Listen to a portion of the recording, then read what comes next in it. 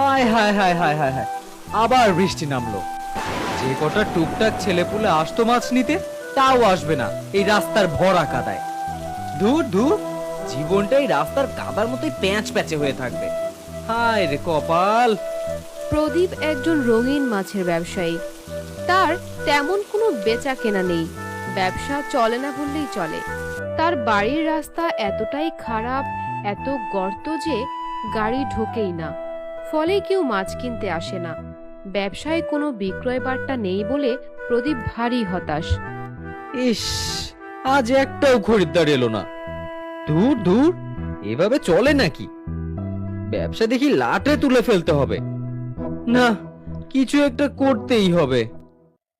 কি গো, ওরকম ধুম ধরে বসে আছো কেন? জানো জানো, আজও একটাও মাছ বিক্রি করতে পারিনি। আর কেন আবার? আমাদের রাস্তা খারাপ, জল কাদা খানাখন্দ, কোনো গাড়ি তো ঢুকতেই পারে না। যারা মাছ দেখবে তারা আসবে কি করে? মাছ তো আর কোনো মিষ্টি বা শাকসবজি নয় যে যতক্ষণ খুশি ততক্ষণ রেখে দিব। তা তো বটেই। তাছাড়া এই মাছ লোকে শখে কেনে, মাছ পুষবে বলে।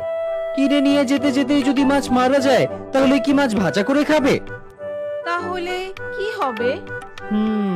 পিচ ঢেলে রাস্তা পাকা বানাতে হবে। তাহলে তুমি পিচ দিয়ে রাস্তা বানাবে? পারবে? কি মুশকিল, আমি বানাবো কেন? কন্ট্রাক্টর বানাবে। সে তো অনেক টাকা লাগবে। তা লাগবে, টাকা দেবে সরকার। রাস্তার জন্য সেদিন সরকারি অফিসে গেলে না? হ্যাঁ। লাভ কিছু হলো? বলেছে কি কোনো টাকা দেবে? না না না না, দেখি আবার যাব, প্রয়োজনে ধর্ণা দেব, অনশন করব। অনশন? এই না না না, তুমি না খেয়ে একদম থাকতে পারো না, আর তুমি না খেলে আমিও খেতে পারবো না। দেখতেরি কি, এটা তো কথার কথা। যাই তো আগে, দেখি না কি হয়। প্রদীপ এরপর বড় রাস্তায় এসে হাজির হয়।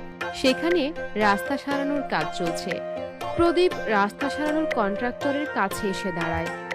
বলছি যে দাদা, আমাদের বাড়ির এই রাস্তাটা সারানোর কিছু হলো? না না না, ওই রাস্তা সারানোর কোনো কাজের অর্ডার এখনো আমাদের কাছে আসেনি। কিন্তু আমাদের রাস্তাটা তো দেখেছেন, খুবই খারাপ, গাড়ি ঢোকে না, সারাটা বছর জল জমে থাকে, মানুষ যাতায়াত করতে পারে না। আরে সেসব আমি দেখে কি করব বলুন তো মশাই? সরকারি কাজ, অফিস থেকে যা অর্ডার আসবে আমি তো তাই পালন করব নাকি? যদি অর্ডার আসে সারিয়ে দেব। ও হ্যাঁ, বুঝতে পেরেছি। তাহলে এখন কি হবে বলুন তো?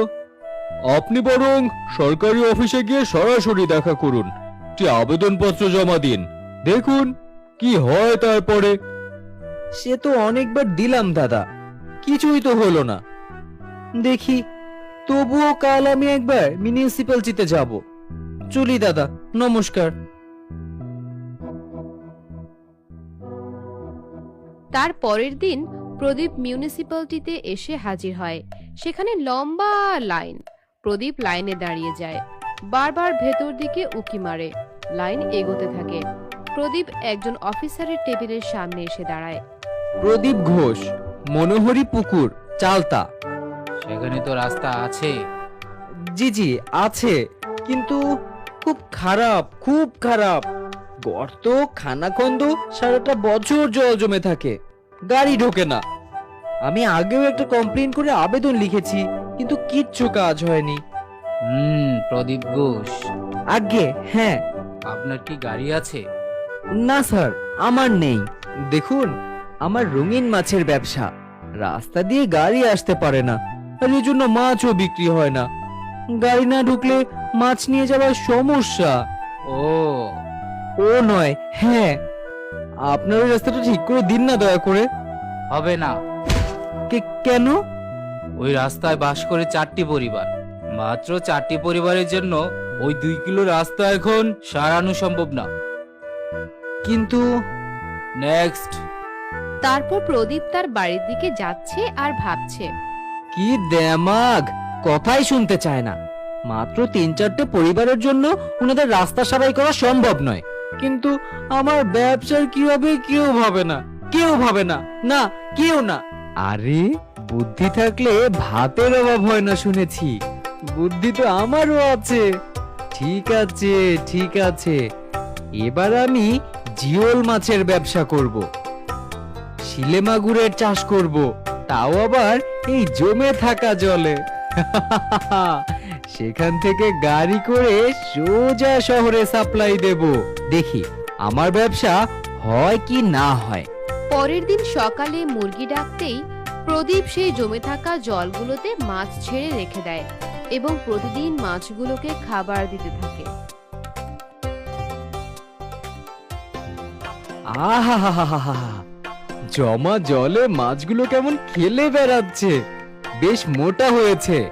জমা জলে যে এত পুষ্টি থাকে তা তো জানতাম না, মাছগুলো ওই খেয়েই পুষ্ট হয়েছে। পরের দিন সকালে বড় রাস্তায় এক লোক গাড়ি নিয়ে এসে দাঁড়ায় প্রদীপের কাছে। আজ কি কি মাছ দিচ্ছেন দাদা? আজ শুধু শিলে মাগুর দাদা। বেশ বেশ, হাড়ি নামাবো? হ্যাঁ নামাও নামাও। বাবা বাবা, এবারকার মাছগুলো তো বেশ বড় বড় হয়েছে। হবেই তো দাদা, টাকা কিন্তু এবার বেশি লাগবে। নিশ্চয়ই, এত বড় বড় মাছ শহরে বেচতে গেলে দামও বেশি পাওয়া যাবে। তাহলে হাড়া গাড়িতে তুলি দাদা? হ্যাঁ হ্যাঁ হ্যাঁ দাদা, তোলো তোলো। দাদা, কাল একটা বিরাট বড় অর্ডার আছে, 15 কিলো মাগুর দিতে হবে, কিন্তু পারবেন তো দাদা? আরে কি যে বলেন দাদা, পারবো না কেন, কিন্তু অগ্রিম দিয়ে যেতে হবে, নইলে কিন্তু।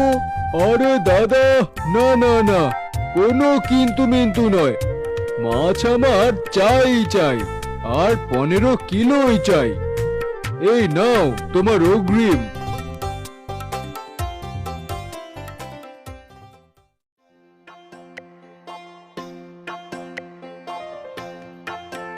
হ্যাঁ গো, তোমাকে না বললাম আমাকে একটা মোটর হাড় গড়িয়ে দিতে? আমার এটা অনেক দিনকার শখ, গড়িয়ে দাও না গো। আরে বাবা, দেবো দেবো।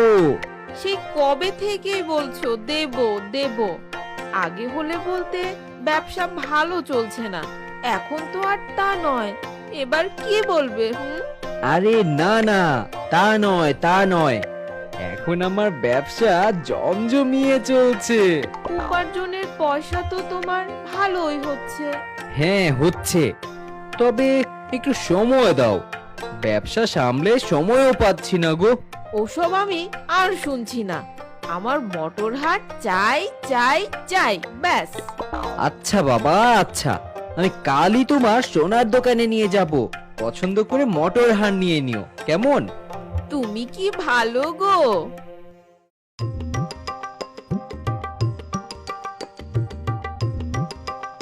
ওই দেখো, এই রাস্তাটা বেশ বড়, মানে চওড়া করতে হবে, ঠিক আছে? আর সেইভাবেই মাপ নাও কিন্তু। আর শুনো, এই দেখো পিচ মোড়াই হবে কিন্তু। এই যে এখানে কিসের মাপজোক হচ্ছে? ও প্রদীপ বাবু, আরে আপনি আবেদন জমা দিয়েছিলেন না, সেটারই ফল পেয়েছে। মানে? আরে আপনার আবেদন পেয়েই তো সরকার আদেশ দিয়েছে কাজ শুরু করতে, রাস্তা সারাতে। সরকার থেকে? হ্যাঁ হ্যাঁ, সরকার থেকে নির্দেশ এসেছে, এই রাস্তা একেবারে খেলার মাঠের মতো সমান করে দিতে হবে, তারই মাপজোক চলছে। শুনে নিশ্চয় আপনারও খুব আনন্দ হচ্ছে। এ না না না না না, না মানে কি না? মানে আমার আনন্দ হচ্ছে না। আরে কেন?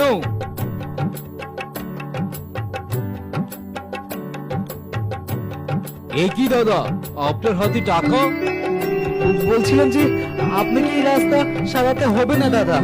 সে কি, কেন? আপনি তো আবেদনপত্র জমা দিয়ে এসেছিলেন। ভুল করেছিলাম দাদা, ভুল করেছিলাম। ভুল মানে? মানে আমার খানাখন্দ রাস্তায় অনেক ভালো লাগে, কিন্তু আপনার বাড়ির রাস্তা তো অনেক খারাপ। জি জি, আমার বাড়ির রাস্তা আমিই বুঝে নেব। আপনি আরো চাইলে আমি আরো টাকা দেব, কিন্তু আপনি দয়া করে রাস্তাটা সারাবেন না। আমি কাল গিয়েই আবেদনপত্র তুলে নেব। আরে কিন্তু সেটা কেন? সেটা না হয় চাপাই থাক।